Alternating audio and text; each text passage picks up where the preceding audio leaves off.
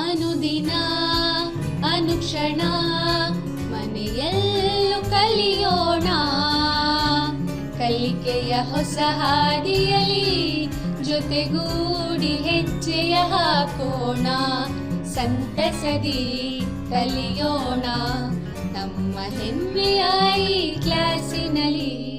Yes, sir. Yes, teacher. Present, ma'am. नमस्कार विद्यार्थी मित्रांनो, मी श्री ए चेळूरकर, सहशिक्षक MSP शिंदलगा, तालुका जिल्हा बेळगावी, तुमचं या व्हिडिओमध्ये सर्वांचं सहर्ष स्वागत करतो. तर आपण यापूर्वीच्या व्हिडिओमध्ये प्रकाश भाग 1 पाहिला होता. आज आपण या व्हिडिओमध्ये प्रकाश भाग 2 पाहणार आहोत. आपण प्रकाशाविषयी भरपूर अशी माहिती त्या ठिकाणी मिळवलेली होती. प्रकाश सरळ रेषेत जातो. प्रकाश सरळ रेषेत गेल्यामुळे त्याची काय तयार होते? छाया तयार होते. पारदर्शक वस्तू, अपारदर्शक वस्तू, अर्धपारदर्शक वस्तू या सगळ्या पाहिलेल्या होत्या. त्याचबरोबर प्रकाशाचं परावर्तन होतं हे सुद्धा पाहिलेलं होतं आपण, आणि त्या परावर्तनाचे काही नियम सुद्धा पाहिलेले होते. त्याचबरोबर काही प्रयोग सुद्धा केलेले होते. आणि त्यानंतर प्रकाशाचं अपवर्तन कसं होतं, प्रकाश एका माध्यमातून दुसऱ्या माध्यमात जाताना कसा आपला मार्ग बदलतो हे सुद्धा पाहिलेलं होतं. चला तर आपण त्या भागावरती मी तुम्हाला काय करणार आहे, थोडे प्रश्न विचारणार आहे आणि त्या प्रश्नांची उत्तरं तुम्हाला द्यायची आहेत. या ठिकाणी काही प्रश्न मी तुम्हाला विचारणार आहे. पहिला प्रश्न जो आहे तो, प्रकाशाची स्रोते कोणकोणते आहेत? तुम्ही शिकलेला होता. मी तुम्हाला सांगितलेलं होतं की 2 प्रकारची स्रोते आहेत, नैसर्गिक स्रोते आणि कृत्रिम स्रोते. चला तर मग सांगा पाहू कोणकोणती स्रोते आहेत? वा, व्हेरी गुड. कोणकोणते आहेत स्रोते? सूर्य, तारे, त्याचबरोबर रातकिडा, जेलीफिश पण पाहिलेलं होतं आपण. त्यानंतर नैसर्गिक ही झाली. त्यानंतर कृत्रिम स्रोत सुद्धा पाहिलेली होती. कोणकोणती? बरोबर, बॅटरी, मेणबत्ती, त्यानंतर व्हेरी गुड, ट्यूबलाइट, हे सगळं आपण पाहिलेलं होतं. आपल्या घरातील बल्ब सुद्धा हा सूर्यप्रकाशाचा काय स्रोत आहे पाहिलेलं होतं. म्हणजे अशा या सगळ्या गोष्टी आपल्याला काय करतात? प्रकाश देतात. म्हणून आपण त्याला काय म्हणून ओळखतो? प्रकाशाचं स्रोत असं म्हणून ओळखतो. चला तर आपण दुसरा प्रश्न पाहूया. छाया का निर्माण होते? सांगू शकता का तुम्ही छाया का निर्माण होते? त्याच्यावरती आपण एक प्रयोग सुद्धा करून पाहिलेला होता. बरोबर, काय होतं? प्रकाश नेहमी सरळ रेषेत जातो आणि त्या सरळ रेषेत जाण्यामुळे प्रकाश काय होतो? प्रकाश छाया निर्माण करतो. जेव्हा एखाद्या वस्तूवर प्रकाश किरण आपण टाकतो त्यावेळेला त्या वस्तूतनं आरपार न गेल्यामुळं त्याच्या दुसऱ्या बाजूला काय होतं? काळी छाया तयार होते आणि सावली तयार होते. त्याला आपण काय म्हणतो? छाया असं म्हणून ओळखतो. चला तर आपण तिसरा प्रश्न पाहूया. प्रकाशाचे परावर्तन म्हणजे काय? पहा, आठवण करून आपण प्रयोग सुद्धा करून पाहिलेला होता लेझरचा. लेझरच्या प्रयोगाने आपल्याला कळलं होतं की प्रकाशाचं परावर्तन होतं. मग परावर्तन म्हणजे काय? बरोबर, जेव्हा आपण एखाद्या वस्तूवरती प्रकाश किरण टाकतो त्यावेळेला प्रकाश किरण पडल्यानंतर तो काय होतो? परत माघारी फिरतो. आणि या परत माघारी फिरण्यालाच आपण काय म्हणून ओळखतो? प्रकाशाचं परावर्तन. चला तर आपण चौथा प्रश्न पाहूया. काय चौथा प्रश्न? परावर्तनाचा एक नियम सांगा. 2 नियम आपण पाहिलेले होते, त्यातला एक नियम तुम्हाला सांगायचा आहे. सांगू शकता ना? बरोबर, प्रकाशाचे परावर्तनाचे 2 नियम आहेत. त्यातला पहिला नियम काय सांगतो की पतन किरण, परावर्तित किरण आणि जी स्तंभिका आपण मध्ये काढतो त्या स्तंभिका तिन्ही काय असतात? एकाच प्रतलात असतात. दुसरा आणखी काय नियम सांगू शकता? Very good. दुसरा नियम कोणता सांगतो? पतन कोन आणि परावर्तित कोन हे दोन्ही नेहमी काय असतात? समान असतात. म्हणजे दोन्ही कोन त्या ठिकाणी काय असतात? समानच, सारखेच असतात. चला 5वा प्रश्न पाहूया आपण. आरशातील कोन जर 60 अंश असेल तर त्या ठिकाणी किती प्रतिमा तयार होतात? पहा, मी तुम्हाला सांगितलेलं होतं उदाहरण देऊन. ज्यावेळेला आपण 2 आरसे ठेवतो, 2 आरशांच्या समोर जी प्रतिमा तयार होते त्याच्या भरपूर अशा प्रतिमा मिळतात आपल्याला. मग तो 60 अंशाचा असताना आठवण करून पहा, सूत्र कोणतं होतं? Very good. काय करायचं होतं आपल्याला? 360 ला या कोनानं भागायचं होतं. मग 360 ला जर आपण 60 न भागलं तर किती उत्तर येतं? 6 येतं. 6 आपण काय करायचं होता? व्हेरी गुड, 1 वजा करायचा होता. म्हणजे जर 6 न 1 वजा केला किती मिळतात? 5. Very good. म्हणजेच आपल्याला या संख्या किती मिळते? प्रतिमांची संख्या या ठिकाणी 5 मिळते. म्हणजे 2 आरशातील जर कोण आपण 60 ठेवला तर त्या ठिकाणी आपल्याला प्रतिमा ज्या मिळतात त्या किती मिळतात? 5 मिळतात. तर चला आपण आजच्या या भागाला सुरुवात करूया. आपण या पूर्वीच्या भागामध्ये प्रकाशाविषयी भरपूर अशी माहिती मिळवलेली आहे. या पाठामध्ये सुद्धा प्रकाशाच्या आधारावरच आपल्याला काय करायचे, भरपूर अशी माहिती मिळवायची आहे. चला तर आपण आजच्या या पाठाला सुरुवात करूया. काय दिसतंय तुम्हाला? रंग आवडतात ना सगळे तुम्हाला रंग? हो, इंद्रधनुष्य पाहिलं असेल तुम्ही. माहिती आहे का तुम्हाला इंद्रधनुष्य कसा तयार होतो? जेव्हा एका बाजूला सूर्य आणि दुसऱ्या जेव्हा पाऊस पडत असताना पूर्वेला किंवा पश्चिमेला सूर्य असतो, त्यावेळेला दुसऱ्या अपोजिट साईडला आपल्याला काय दिसतं? इंद्रधनुष्य दिसतं. रंगीत पट्टा दिसतो आपल्याला. म्हणजे हा रंगीत पट्टाच आपण इंद्रधनुष्य म्हणून ओळखतो. मग कशामुळे होतं हे सांगू शकता? हा इंद्रधनुष्य कशामुळे तयार झालेला असतो? प्रकाशाच्या पृथक्करणामुळे तयार झालेला असतो. मग प्रकाशाचं पृथक्करण म्हणजे नेमकं काय जाणून घेऊया आपण या ठिकाणी. प्रकाशाचं पृथक्करण एखाद्या माध्यमातून किंवा आता त्या ठिकाणी आपण पाहिलं तर पाण्याचा थेंब, पाण्याच्या थेंबातनं जेव्हा सूर्यप्रकाशाचा किरण पार होतो त्यावेळेला त्या प्रकाशाच्या किरणाचं काय होतं? 7 रंगामध्ये विभाजन होतं. म्हणजेच प्रकाशाचं ज्या वेळेला 7 रंगामध्ये विभाजन होतं त्यावेळेला आपण त्याला काय म्हणून ओळखतो? पृथक्करण असं म्हणून ओळखतो. आणि या ठिकाणी तुम्हाला चित्रात दिसायला काय तिथं वापरलेलं आहे? प्रिझम. आपण पाहू शकतो हा प्रिझम आहे. या प्रिझमातनं ज्या वेळेला प्रकाश किरण आर पार होतात त्यावेळेला ते प्रकाश किरण बाहेर पडत असताना काय होतात? 7 रंगामध्ये विभागले जातात. आणि म्हणून त्याला आपण काय म्हणतो? प्रकाशाचं पृथक्करण असं म्हणून ओळखतो. तुमच्या शाळेत सुद्धा हा प्रयोग तुम्ही करून पाहू शकता. काय करायचंय तुम्हाला? अशा प्रकारचा प्रिझम तुमच्या शाळेत मिळतो. त्या आरशाच्या साह्यानं प्रकाश किरण जे आहेत ते या लोलकावरती पाडवायचे तुम्हाला. लोलकावरती पाडल्यानंतर त्याच्या अपोजिट साईडला ज्या वेळेला प्रकाश किरण येतात त्यावेळेला या बाजूला एक काय करायचं? पांढरा कागद धरायचा, पडदा धरायचा आणि तुम्हाला दिसेल की प्रकाशात मधले वेगवेगळे रंग आहेत. या प्रयोगाच्या साह्यानं तुम्हाला कळेल की या लोलकातनं ज्या वेळेला प्रकाश किरण आर पार होतात त्यावेळेला प्रकाशाचं काय होतं? पृथक्करण होतं आणि ते 7 रंगामध्ये विभागले जातात. तुम्ही या लहानशा छोट्याशा व्हिडिओमध्ये पाहू शकता. ज्या वेळेला लोलकामध्ये प्रकाश किरण टाकला जातो त्यावेळेला त्याचं रूपांतर काय होतं? 7 रंगामध्ये होतं. आणि तुम्हाला माहिती आहे प्रकाश हा नेहमी, पांढरा प्रकाश हा नेहमी 7 रंगानं बनलेला असतो. हे जे शोधून काढलं न्यूटन आणि त्याचबरोबर आपले भारतीय शास्त्रज्ञ CV रामन यांनी सुद्धा प्रकाशाचं स्कॅटरिंग ज्याला म्हणतो आपण, ते स्कॅटरिंगच्या विषयी एक संशोधन केलं आणि त्यामुळे त्यांना नोबेल पुरस्कार मिळालेला होता. म्हणजे अशा प्रकारे प्रकाश किरण काय होतो? 7 रंगाने बनलेला असतो. आणि ज्या वेळेला एखाद्या माध्यमातून असं जातो त्यावेळेला प्रकाशाचं काय होतं? पृथक्करण होतं. आणि ते माध्यम कसं असावं लागतं? या ठिकाणी अशा पद्धतीचं लोलक. जर सरळ तुम्ही वस्तू घेतला तर त्याच्यातनं काय होत नाही? प्रकाशाचं पृथक्करण होत नाही. पण अशा पद्धतीचा त्रिकोणी लोलक जर तुम्ही घेतला तर त्या ठिकाणी प्रकाशाचं पृथक्करण झालेलं मिळतं. मग हे नेमकं प्रकाशाचं पृथक्करण का होत असेल? आपण मागच्या व्हिडिओमध्ये पण एक प्रश्न केलेला होता. प्रकाशाचं काय होतं? अपवर्तन होतं. आणि त्या प्रकाशाचं अपवर्तन होत असताना एका माध्यमातून दुसऱ्या माध्यमात जात असताना प्रकाशाचा मार्ग थोडा बदलतो. सेम तेच इथंच कारण आहे. प्रकाश इथं सुद्धा काय करतो? एका माध्यमातून दुसऱ्या माध्यमात जातो. मग नेमकं पृथक्करण होण्याचं मागं कारण काय? या चित्रामध्ये तुम्हाला दिसायलंय. काय दिसायलंय तिथे चित्रामध्ये? वेगवेगळ्या रंगाचे तरंग दिसायलेत. जर पाहिला तुम्ही तरंग, जर तुम्ही त्या तरंगाकडे पाहिला तर त्या ठिकाणी तरंग जे आहेत ते वेगवेगळ्या आकारामध्ये दिसतात तुम्हाला. वरचा जो तरंग आहे तो लांब लांब दिसतोय, खालचा जो तरंग आहे तो जवळ जवळ दिसतोय. म्हणजे याचा अर्थ वरच्या तरंगाची तरंग लांबी जी आहे ती जास्ती आहे, तर खालच्या तरंगाची तरंग लांबी काय आहे त्या ठिकाणी कमी आहे. आणि हे तरंग वेगवेगळ्या प्रकारची तरंग लांबी असलेले प्रकाशातले किरण जेव्हा त्या एखाद्या माध्यमातून जातात त्यावेळेला ते कुठं आढळतात? बरोबर त्या माध्यमामधले किंवा त्या पदार्थामधले काय असतात? अणू असतात. त्या अणूला ते आढळतात. अणूंची संख्या मात्र सगळीकडे सारखीच असते आणि तरंगाची लांबी मात्र वेगवेगळी आहे. तरंग लांबी आपण ज्याला म्हणतो.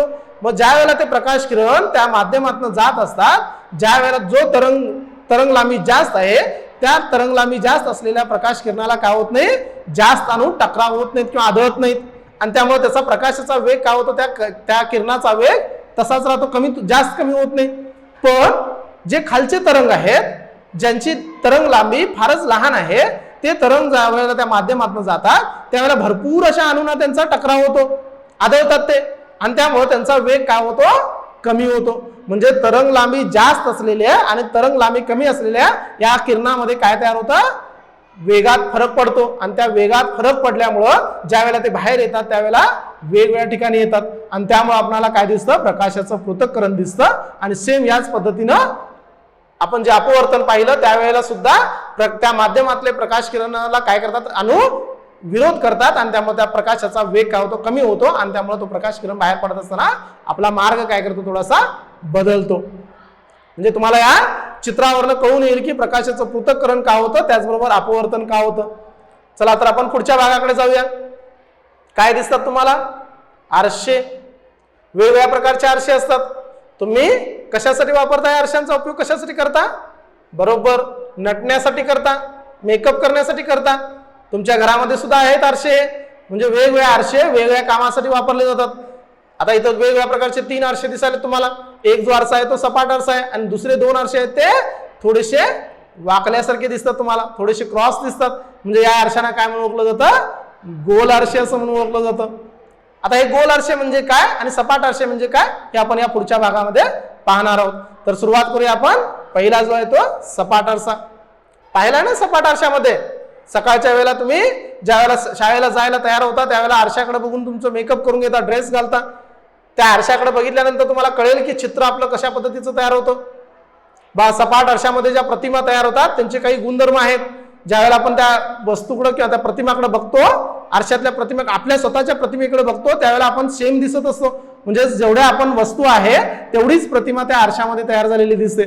म्हणजे सपाट आरशामध्ये प्रतिमा ज्या तयार झालेल्या असतात त्या समान आकाराच्या तयार झालेल्या असतात. दुसरं जे आहे ते आभासी तयार झालेले असतात. आता आभासी आणि खरी प्रतिमा म्हणजे सत्य प्रतिमा म्हणजे काय, आभासी प्रतिमा म्हणजे अशा काही प्रतिमा ज्या आपण काय करू शकत नाही, पडद्यावर घेऊ शकत नाही, त्यांना स्पर्श करू शकत नाही. तुम्ही जेव्हा सपाट आरशासमोर उभं राहता, पाठीमागच्या बाजूला जर तुम्ही आरशाच्या हात घातला तर आपलं चित्र लागतं का तिथं, नाही लागत. म्हणजे ती एक प्रकारची काय तयार होते, आभासी प्रतिमा तयार होते. आणि ह्या सपाट आरशातल्या सगळ्या प्रतिमा ज्या असतात त्या काय असतात, आभासी प्रतिमा तयार असतात आणि त्या आपल्याला आरशाच्या पाठीमागच्या बाजूला तयार झाल्या असं काय वाटतात. त्याच्या पुढचं जे आहे ते वस्तू व प्रतिमाचं अंतर जे आहे ते सारखंच असतं. म्हणजे जेवढं तुम्ही आरशाच्या समोर थांबाल तेवढंच तुमची प्रतिमा काय ते आरशाच्या आतल्या बाजूला तयार झाली असं की वाटते. म्हणजेच प्रतिमेचं अंतर आणि तुमचं वस्तूचं अंतर आरशापासूनचं सारखंच असतं. आता हे अंतर सारखं असण्यामागचं कारण काय, तर या आकृतीवरनं तुम्हाला समजेल. त्या आकृतीमध्ये काय दिसायला, 2 वेगवेगळ्या आकृती आहेत. 2 वेगवेगळ्या आकृतीमध्ये तुम्हाला डोळ्याच्या साहाय्याने आपण काय करायला, प्रतिमा सपाट आरशातली पाहिलं. काय होतं इथं, जेव्हा प्रकाश किरण आपण जर किरणोकृती काढली, किरणांच्या साहाय्याने जर आपण ती आकृती काढली, तर जेव्हा आरशावरती प्रकाश किरण पडतात त्यावेळी परावर्तित होऊन आपल्या डोळ्यापर्यंत पोहोचतात. म्हणजेच एका बिंदूपासून सुटलेले प्रकाश किरण आरशावरती पडतात आणि ते नंतर तुमच्या डोळ्यापर्यंत येऊन पोहोचतात. पण आपल्याला डोळ्यापर्यंत येऊन पोहोचत असताना ते कुठून तरी एका बिंदूवरनं आल्यासारखे वाढतात, एका बिंदूवरनं आल्यासारखे वाढतात आणि ते कुठं वाढतात, आरशामधनं आल्यासारखे वाढतात. आणि म्हणून आरशाच्या आतली जी प्रतिमा तयार होते ती समान अंतरावर तयार होते. दुसऱ्या बाजूला एक आकृती आहे, दुसऱ्या याच्यामध्ये तुम्हाला बॉटलचं चित्र दिसायलंय. तिथं सुद्धा आपण अशा प्रकारची किरणोकृती काढली तर वस्तूकडनं आलेले प्रकाश किरण जसे आरशावर पडतात तसेच आपल्याला ते कसे भासतात, त्या आरशातून एका ठिकाणाहून ते बिंदू आल्यासारखे, एका बिंदूवरनं प्रकाश किरण आल्यासारखे वाढतात. आणि म्हणून वस्तूची जी प्रतिमा तयार होते ती आरशापासून तेवढ्याच अंतरावर आतमध्ये तयार होते जेवढ्या अंतरावर ती वस्तू आरशाच्या समोर ठेवलेली आहे. हा प्रयोग जर तुम्हाला चांगल्या प्रकारे समजून घ्यायचा असेल, तुम्हाला माहिती आहे चेस खेळता तुम्ही, त्या चेस बोर्डच्या साहाय्याने एक प्रयोग करून पहा. चेस बोर्डवरती तुम्ही ती पॅदी असतात माहिती आहे तुम्हाला, एका ठिकाणी काय करायचं, तुम्ही चेस बोर्डवरती आरसा धरायचा आणि समोरच्या एखाद्या चौकोनामध्ये तुम्हाला एक पॅद ठेवायचं आहे. जर तुम्ही पाहिला, जेवढी घरं समोर पॅद्याच्या ठेवलेल्या आहेत तेवढीच घरं तुम्हाला त्या आरशामध्ये त्या चित्रामध्ये दिसतात. म्हणजेच तुम्हाला त्या ठिकाणी कळून येईल की जेवढ्या अंतरावर आपण आरशापासून वस्तू ठेवलेली आहे तेवढ्याच अंतरावर आतमध्ये काय झालेली आहे, प्रतिमा तयार झालेली आहे. हा प्रयोग करून पहा, तुमच्या शिक्षकांना दाखवा आणि ते तुम्हाला त्याच्याबद्दल जास्त आणखी माहिती देतील.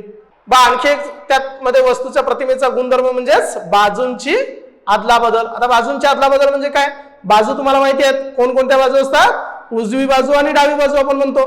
म्हणजेच उजवी बाजू आणि डावी बाजूंची जर आदला बदल झाली तर त्यांना बाजूंची आदला बदल असं म्हणतात. तुम्ही सपाट आरशाच्या वेळेला उभं राहता, ज्या वेळेला आपण उजवा हात समोर वरती करतो त्यावेळेला प्रतिमेचा मात्र काय तयार होतो, डावा हात वरती झाल्यास का वाटतो. जेव्हा आपण डावा हात उचलतो त्यावेळेला प्रतिमेचा उजवा हात वर आल्यास का वाटतो. म्हणजेच त्या ठिकाणी जी प्रतिमा तयार झालेली असते त्यांची बाजूंची काय होते, आदला बदल होते. डावी बाजू प्रतिमेची जी आहे ती त्या आतमध्ये काय होते, उजवी बाजू होते आणि इकडे उजवी बाजू असलेली आतमध्ये प्रतिमेची डावी बाजू होते आणि यालाच आपण काय म्हणून ओळखतो, प्रतिमेची त्या बाजूंची अदला बदल असं म्हणून ओळखतो. यानंतरचा आपल्याला पाहायचा आहे भाग गोल आरशे. गोल आरशे म्हणजेच काय तुम्हाला माहिती आहे, तर गोल असतो आपल्याला. तुम्ही चेंडू पाहिलाय, इथं तुम्हाला चित्रामध्ये दिसायला बघा गोल आहे. म्हणजेच हे जे गोल आरशे असतात ते एका पूर्ण गोलाचाच काय असतात, ते तुकडा असतात. मग आरसा म्हणजेच कसं आपण या ठिकाणी पाहू शकतो, दोन आरसे आहेत. आता जर आपण हा आरसा पाहिला तर हा आतला भाग काय केलेला आहे, थोडासा वाकलेला आहे. म्हणजे हा अशा प्रकारचा आरसा जो आतल्या बाजूला वाकलेला आहे, आतला आरसा आपण म्हणू शकतो.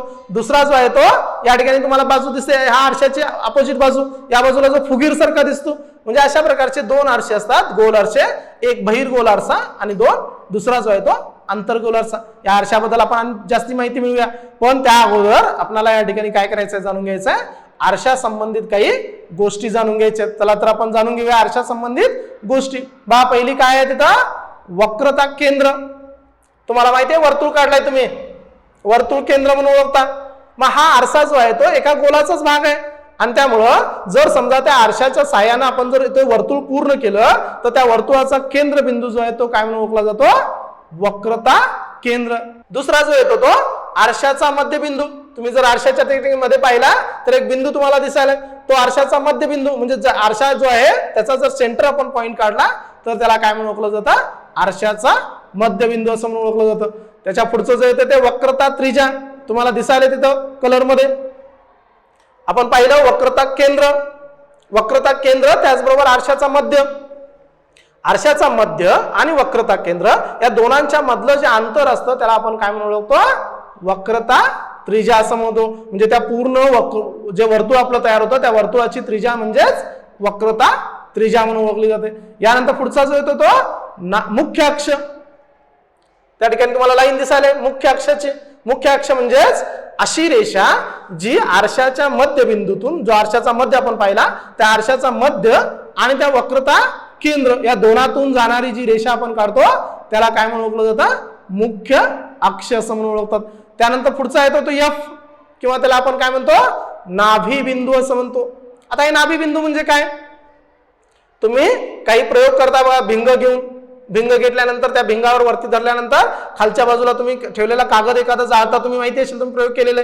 म्हणजेच एक वरनं आलेले प्रकाश किरण जे आहेत ते त्या ठिकाणी एका बिंदूमध्ये साठतात, एका बिंदूमध्ये येऊन पोहोचतात आणि अशा बिंदूला काय म्हणून ओळखलं जातं, नाभी बिंदू असं म्हणून ओळखतात. पुढच्या आपण भिंग पाहताना त्याच्यात तुम्हाला सखोल कळेल की नेमकं नाभी बिंदू म्हणजे काय.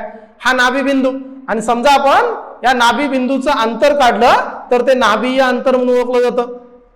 म्हणजे अशा या आरशा संबंधित सर्व गोष्टी जर तुम्हाला माहिती असतील तर तुम्हाला ज्या प्रतिमा मिळतात त्या प्रतिमांची किरणोकृती काढताना काय होतं, सहाय्यभूत ठरतात. म्हणजे किरणोकृती तुम्ही अगदी इझीपणे काय करू शकता, काढू शकता. चला तर आपण पाहूया आरशे. पहिला जो असतो तो गोल आरसातला मधलाच अंतर्गोल आरसा.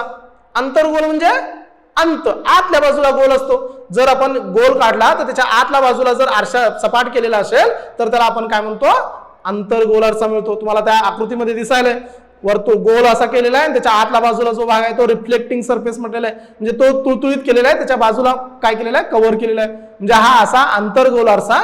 जेव्हा ह्या अंतर्गोल आरशावर प्रकाश किरण आपण टाकतो तर ते परावर्तनानंतर काय होतात, एका विशिष्ट बिंदूत छेदतात आणि त्या बिंदूला आपण मगाशीच पाहिलं नाभी बिंदू असं म्हणून ओळखतो. म्हणजे परावर्तनानंतर त्या आरशावर पडलेले परावर्तनानंतर प्रकाश किरण एका ठराविक बिंदूत येऊन छेदतात, त्याला आपण नाभी बिंदू म्हणून ओळखतो. हा झाला अंतर्गोल आरसा. यानंतर दुसरा येतो तो बहिर्गोल आरसा. आता बहिर्गोल आरसा म्हणजेच काय, बाहेरची वक्र बाजू आहे ती सपाट केलेली असते, त्याच्यातनं आपल्याला चित्र दिसत असतं आणि आतली बाजू जी आहे ती काय केलेली असते, रंगवलेली असते आणि त्यामुळे आपल्याला वरच्या बाजूला काय करत असतं, चित्र दिसत असतं. आता ह्या आरशावर जर आपण प्रकाश किरण टाकले तर ते प्रकाश किरण काय होतात, ज्या वेळेला परावर्तित होतात त्यावेळेला ते वेगवेगळ्या दिशेने जातात. कारण आरशाचा पृष्ठभाग जो आहे तो तिरकस असतो आणि त्यामुळे आपण प्रकाश किरण टाकलेले प्रकाश किरण काय होतात, वेगवेगळ्या मार्गाने परावर्तित होतात आणि वेगवेगळ्या मार्गाने परावर्तित झालेले हे किरण जर आपण पुढे येऊन जोडले तर एका ठराविक बिंदूतून ते बाहेर आल्यासारखे वाटतात आणि त्या बाहेर आलेला बिंदू, ज्या बिंदूतून ते बाहेर आले त्याला आपण या बहिर्गोल आरशाचा नाभी बिंदू असं म्हणून ओळखतो. चला तर आपण पाहूया या ठिकाणी या आरशामध्ये प्रतिमा कशा तयार होतात. आता पहिला आपण बघतो तो अंतर्गोल आरसा. त्या ठिकाणी तुम्हाला दिसायला अंतर्गोल आरसा. या ठिकाणी तुम्हाला काही गोष्टी माहिती करून घ्यायच्या आहेत. जेव्हा आपण अशा प्रकारची किरणोकृती काढतो त्यावेळेला काही नियम आहेत त्याच्यासाठी. तुम्ही पाहिला मुख्य अक्ष पाहिलाय. तो मुख्य अक्षाशी समांतर जर एखादा किरण पडत असेल तर तो परावर्तनानंतर कुठून जातो? नाभी बिंदूतून जातो. तुम्हाला तिथे दिसायलाय. ज्यावेळेला तो प्रकाश किरण काय व्हायला पुढे जायला, प्रकाश किरण पुढे गेल्यानंतर आरशावर पडल्यानंतर तो प्रकाश किरण काय व्हायला परत फिरताना त्या नाभी बिंदूतून जायला. दुसरा एक प्रकाश किरण आहे बघा, मेणबत्तीकडनं आलेला प्रकाश किरण कुठून जायलाय? तो नाभी बिंदूतून जायलाय. म्हणजे अशा प्रकारचे किरण जे पडत असताना नाभी बिंदूतून जातात ते परावर्तनानंतर काय होतात? मुख्य अक्षाला समांतर जातात. म्हणजे ह्या दोन किरणांच्या साह्यानं तुम्हाला किरणोकृती काढून काय करता येते? आकृतीच्या साह्यानं कोणत्या ठिकाणी नेमकी प्रतिमा तयार होते या ठिकाणी तुम्हाला काढता येते. बस जर आपण पाहिलं तर तिसरा मुख्य अक्ष. जर आपण मुख्य अक्षावरती एखादा प्रकाश किरण टाकला तर तो माघारी फिरत असताना सुद्धा मुख्य अक्षावरच परत फिरतो. म्हणजे हे 3 नियम तुम्हाला जर माहिती असतील तर तुम्ही कुठल्याही प्रकारची किरणोकृती अगदी चांगल्या प्रकारे काढू शकता.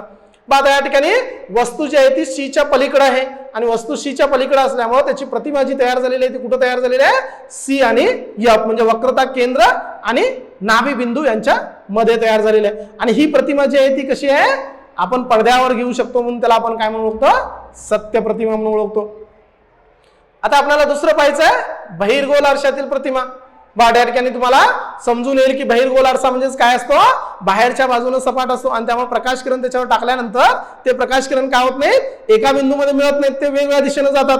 पण आपण जर किरणांच्या साह्यानं केलं तर ते एका ठराविक बिंदूतून बाहेर आल्यासारखे वाढतात आणि ज्या ठिकाणी ते बाहेर आल्यासारखे वाढतात त्या ठिकाणी त्याची प्रतिमा तयार झालेली असते. आणि त्यामुळं जेव्हाही तुम्ही पाहिल या बहिर्गोल आरशामध्ये ज्या प्रतिमा तयार होतात त्या सत्य प्रतिमा नसतात, त्या काय असतात? आभासी प्रतिमा असतात. म्हणजे अशा पद्धतीने आपण जाणून घेऊ शकतो की आरशात ज्या प्रतिमा तयार होतात त्या सगळ्या काय असतात? आभासी प्रतिमा. आणि अंतर्गोल आरशामध्ये मात्र काय तयार होतात? आपल्याला ज्या प्रतिमा मिळतात त्या कुठल्या मिळतात? सत्य प्रतिमा मिळतात. म्हणजे गोल आरशामध्ये अशा प्रकारे प्रतिमा आपल्याला वेगवेगळ्या प्रकारच्या मिळून येतात. यानंतर आपल्याला पाहायचं आहे भिंगे. आता भिंगे म्हणजे काय? आपण आरशाचं पाहिलं. आरशाला काय होतं? एका बाजूला काय होतं? त्याचा सपाट पृष्ठभाग, तर दुसऱ्या बाजूला काय केलेलं असतं? रंग लावलेला असतं, एक लेपन लावलेलं असतं. आणि त्यामुळे त्या बाजूला आपल्याला काय करता येत नाही? आरशासारखा वापर करता येत नाही. एका बाजूलाच आरशासारखा वापर करता येतो आणि म्हणून त्याला आपण आरसे म्हणतो. इथं मात्र भिंगामध्ये काय असतं? एक प्रकारचं ग्लास असल्यासारखं दोन्ही बाजू याच्या काय असतात? काचेच्याच बनलेल्या असतात आणि त्यामुळे याच्यातनं प्रकाश किरण काय होऊ शकतात?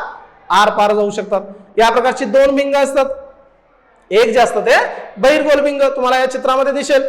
बाहेरच्या बाजूने ते वाकडं आहे. म्हणजे या पद्धतीने बाहेरच्या बाजूनं जर तुम्ही पाहिला तर दोन गोल आरसे या ठिकाणी एकत्र जुळवल्यासारखे वाटतात तुम्हाला. म्हणजे अशा प्रकारचं हे बहिर्गोल भिंग जे बाहेरच्या बाजूने काय असतं? वक्र असतं.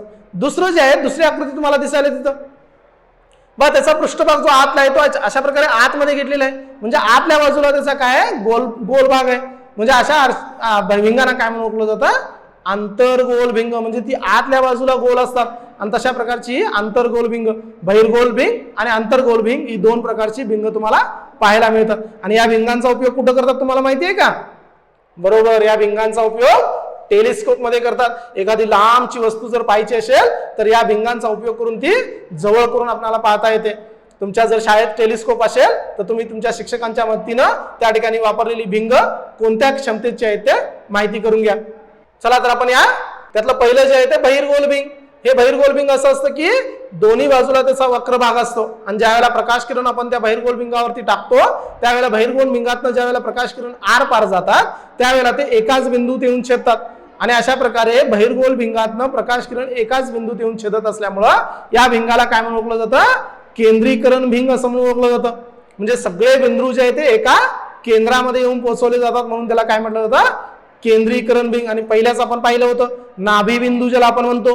हा नाभी बिंदू ज्या वेळेला प्रकाश किरण एका याच्यातून जाऊन ते काय करतात? एकाच ठिकाणी येऊन जुळतात त्यावेळेला त्याला आपण काय म्हणून ओळखतो? चला तर आपण पाहूया या बहिर्गोल भिंगामध्ये प्रतिमा कशा तयार होत असतील. आपण पाहिलं कारण काय होतं? बहिर्गोल भिंगातनं प्रकाश किरण गेल्यानंतर ते एका बिंदूमध्ये काय होतात? एकवटतात आणि त्यामुळे जास्तीत जास्त करून ज्या प्रतिमा आपल्याला मिळतात त्या ठिकाणी त्या काय मिळतात? सत्य प्रतिमा मिळतात. पहा तुम्ही त्या आकृतीमध्ये पाहू शकता ज्या वेळेला वस्तू सी वर असते त्यावेळेला जी प्रतिमा तयार होते ती दुसऱ्या बाजूला सुद्धा सी वरच तयार होते. जेव्हा आपण वस्तू आतमध्ये घेतो त्यावेळेला प्रतिमा मात्र काय होत जाते, सीच्या पुढे पुढे सरकत जाते. पण असा एक ठिकाण येतं की त्यावेळेला आपण वस्तू जी आहे ती एफच्या पण आत घेतो किंवा आरशाच्या एकदम जवळ घेतो, त्यावेळेला मात्र वस्तूची त्या ठिकाणी काय होत नाही, सत्य प्रतिमा न तयार होता काय होते, ती आभासी प्रतिमा तयार होते. आणि अशा प्रकारच्या या बहिर्गोल भिंगातनं ज्या प्रतिमा तयार होतात त्या ठिकाणी आपण एक प्रयोगाच्या सहाय्याने ते पाहूया. या ठिकाणी काय दाखवतो प्रयोग, तुम्हाला प्रतिमा दाखवतो. या ठिकाणी प्रतिमा दिसतात तुम्हाला. प्रतिमा त्या ठिकाणी काय तयारलेलं आहे, एक मध्ये भिंग ठेवलेलं आहे, दुसऱ्या बाजूला मेणबत्ती ठेवलेली आहे आणि एक पडदा घेतलेला आहे. आणि या पडद्याच्या सहाय्याने तुम्हाला कशा पद्धतीने प्रतिमा त्या ठिकाणी तयार होतात ते समजून येईल. पहा या ठिकाणी आपण जर मेणबत्ती जवळ एका ठिकाणी ठेवली तर त्या ठिकाणी दुसऱ्या बाजूला तेवढ्याच अंतरावर आपण सी मगाशी पाहिलं, सी वर आपण वस्तू ठेवली, सी वरच काय होतं, जर आपण वस्तू लांब लांब घेऊन गेलो तर प्रतिमा जी आहे ती भिंगाच्या अगदी जवळ तयार झाली असं वाटते.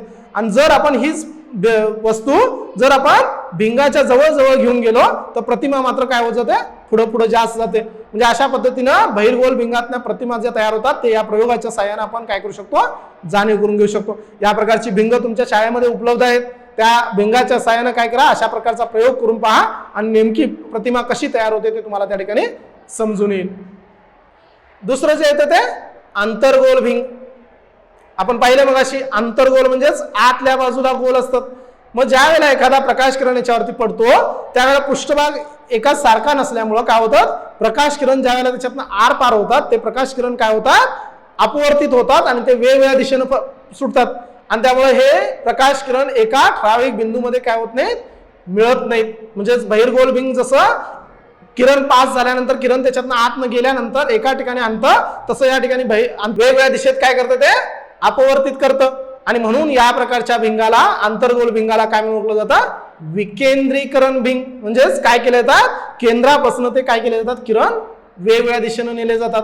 जर आपण यांची किरणाकृती काढली तर ते एका ठराविक बिंदूतून आपल्याला आल्यासारखे वाढतात. आणि म्हणून या भिंगामध्ये तयार होणाऱ्या प्रतिमा जास्तीत जास्त करून काय असतात, आभासी प्रतिमा तयार होतात. चला तर आपण पाहूया या अंतर्गोल भिंगामध्ये प्रतिमा कशा तयार होतात. या ठिकाणी तुम्हाला चित्रात दिसायला काय दिसायलंय, निळी जी आहे ती काय तुमची वस्तू आहे आणि लाल कलर मध्ये जी दिसायली ती तुमची काय आहे, प्रतिमा आहे. त्या ठिकाणी जर पाहिलं तर आपण वस्तू ज्या वेळेला सीच्या पण पलीकडे असते, वस्तू ज्या वेळेला सीच्या पलीकडे असते त्यावेळेला प्रतिमा जी तयार झालेली असते ती भिंगाजवळ तयार झालेली असते आणि ती आभासी प्रतिमा असते. जसं जसं वस्तू जवळ येईल तशी प्रतिमेची उंची सुद्धा काय होत जाते, वाढत जाते. पण वस्तू प्रतिमा जी आपण वस्तू बघतो त्या वस्तूपेक्षा प्रतिमेची उंची मात्र त्या ठिकाणी काय असते, कमी असते. चला तर आपण या आजच्या पाठामध्ये काय काय शिकलो आपण, छान. आपण काय शिकलं, पहिलं वस्तूच्या प्रकाशाचं काय होतं, पृथक्करण होतं. त्यानंतर काय होतं, प्रकाशाचं पृथक्करण झाल्यानंतर 7 रंगामध्ये तो विभागला जातो. त्यानंतर आपण पाहिलं की गोल आरसे, गोल आरशामध्ये कशा प्रकारे प्रतिमा तयार होतात ते पण आपण पाहिलं. त्याचबरोबर भिंग, 2 प्रकारची भिंग आहेत. कोणकोणती भिंग, बहिर्गोल भिंग आणि अंतर्गोल भिंग, या 2 प्रकारची भिंग असतात. आणि त्या 2 भिंगामध्ये वेगवेगळ्या प्रकारे प्रतिमा कशा तयार होतात ते सुद्धा आपण पाहिलं. 2 आरसे, गोल आरसे, त्याच कोणते कोणते ते, बहिर्गोल आरसा, अंतर्गोल आरसा. त्याचबरोबर 2 भिंग, बहिर्गोल भिंग आणि अंतर्गोल भिंग, याविषयी आपण माहिती मिळवलेली आहे. तुम्हाला या ठिकाणी मी काही योजना कार्य देणार आहे, ते योजना कार्य तुम्हाला करायचं आहे आणि ते तुमच्या शिक्षकांना नेऊन दाखवायचं आहे. काय करायचं आहे, तुम्हाला लोलकाच्या सहाय्याने वर्णपट मिळवा. तुम्ही हा प्रयोग शाळेतच करू शकता. शिक्षकांच्याकडनं लोलक घ्या आणि त्या लोलकाच्या सहाय्याने तुम्ही काय करा, अशा प्रकारचा वर्णपट पडद्यावर घ्या, प्रयत्न करा. दुसरं जे आहे ते आरशातून मिळणाऱ्या प्रतिमांची किरणाकृती काढायचंय. मी काही नियम सांगितलेले होते तुम्हाला, कशा पद्धतीनं किरण ज्या वेळेला पास होतात त्यावेळेला ते कशा पद्धतीनं एकत्र येतात ते तुम्हाला सांगितलेलं होतं. म्हणजे त्या नियमांचा उपयोग करून जर तुम्ही किरण काढला तर तुम्हाला किरणाकृती मिळते आणि वस्तूची प्रतिमा नेमकी कुठं तयार होते हे सुद्धा समजून येतं. या पद्धतीची किरणाकृती काढून तुमच्या शिक्षकांना दाखवा. याच पद्धतीनं भिंगातून मिळणाऱ्या प्रतिमांची सुद्धा काय करा, किरणाकृती काढा आणि ती तुमच्या शिक्षकांना दाखवा. तर आज आपण या व्हिडिओमध्ये इथंच थांबूया. धन्यवाद. अनुदिना अनुक्षणा ಮನೆಯಲ್ಲೂ ಕಲಿಯೋಣ, ಕಲಿಕೆಯ ಹೊಸ ಹಾದಿಯಲ್ಲಿ ಜೊತೆಗೂಡಿ ಹೆಜ್ಜೆಯ ಹಾಕೋಣ.